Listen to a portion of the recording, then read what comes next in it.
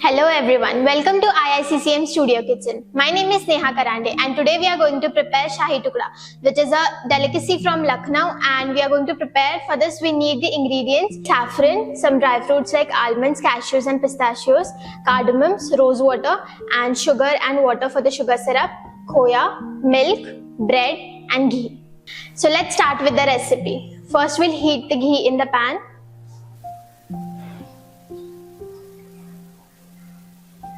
So meanwhile our ghee is in the pan, it is heating, we'll cut the bread slices with our mold.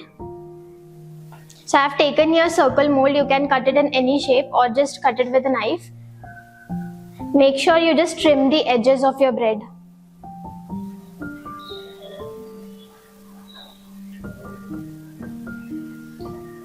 So as you can see, I have cut all my breads with the mold. And our ghee is also hot. Make sure that you keep the heat on medium-low flame so that our breads do not burn and it gets a perfect golden brown color. So we'll just add our bread to the ghee. Now let it fry for a few minutes so that until it becomes golden brown in color. So meanwhile our breads are getting fried, we'll start the preparation of sugar syrup. So for sugar syrup, we are going to use equal quantities of sugar and water. So first we'll add the water and then the sugar.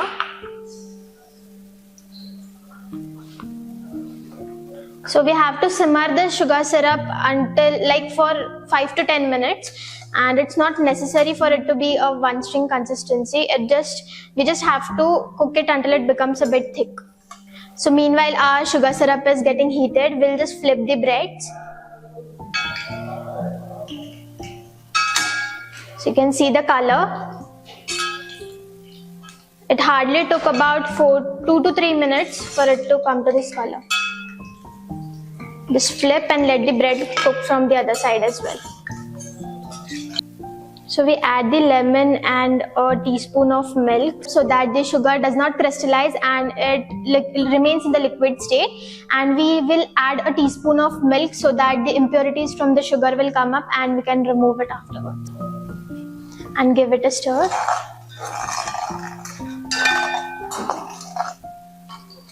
So as you can see, our breads have got a beautiful golden brown color. We'll just turn off the heat and remove our breads.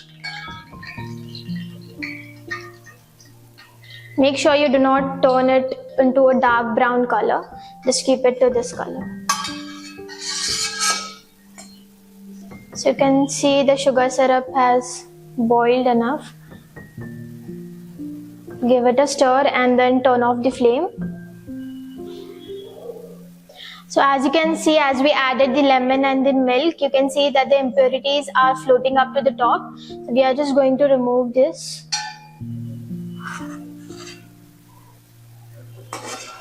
Just remove it properly.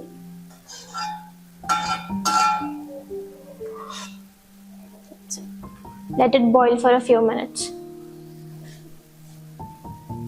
So meanwhile we are preparing our sugar syrup, we will start the preparation for rabdi as well. So heat the pan and add milk to it.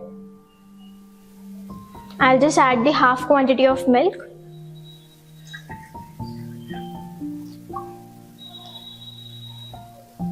Keep the flame medium and let the milk boil for a few minutes. Now we'll flavor the milk with some crushed cardamom and some saffron. Saffron will also give a beautiful color to the milk. Give it a good stir and then let the milk boil for a few minutes. So our sugar syrup is ready. We'll just turn off the flame and we are going to add the bread to it. Just add your bread to the sugar syrup.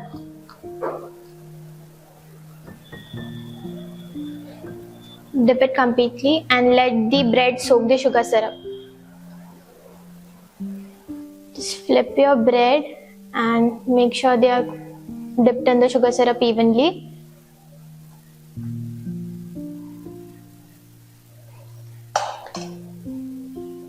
Now we'll just remove the bread.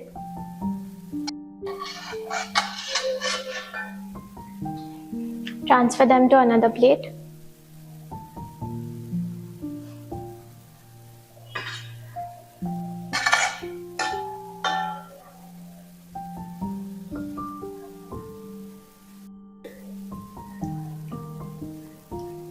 So our milk has been boiling for about 20 minutes. We are going to add khoya to it.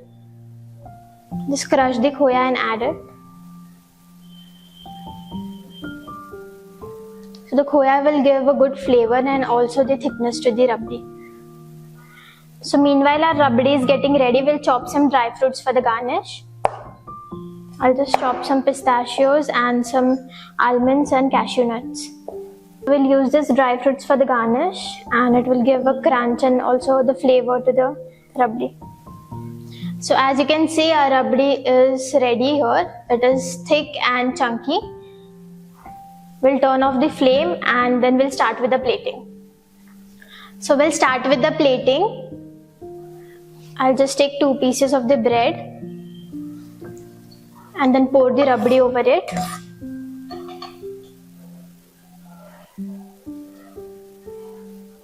Pour a small amount. Now I'll put the silver foil over it.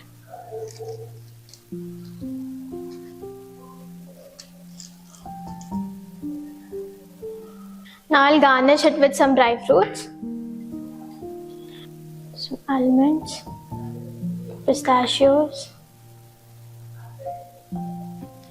and cashew nuts.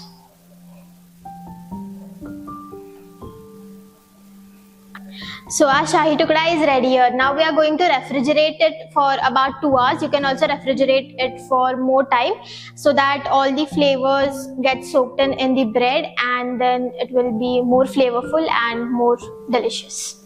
Now we'll refrigerate it.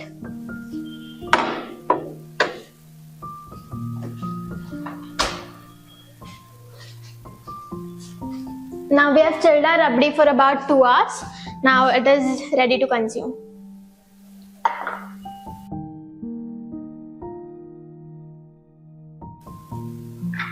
So as you can see, the bread is still crispy and it has soaked all the rabdi.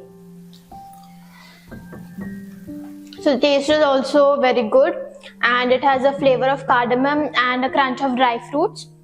And the rabdi is also perfectly sweet. And overall it was a good dish. So thank you for being with us throughout this video, and if you want to learn such more recipes, you can join us at IICCM. Thank you.